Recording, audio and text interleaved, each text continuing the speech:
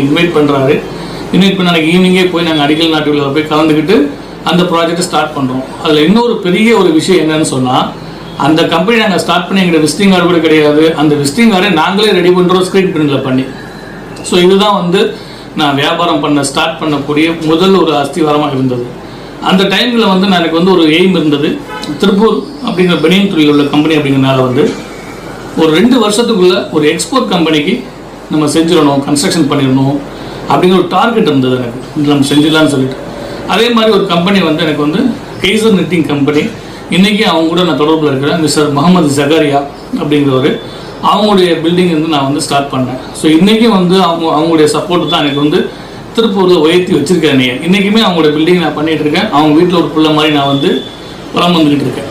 so அன்றைக்கி start பண்ணது இன்றைக்கி டேட்டில் பார்த்தீங்கன்னா ஒரு 440 பில்டிங்க்கு மேலே சென்னை, திருப்பூர்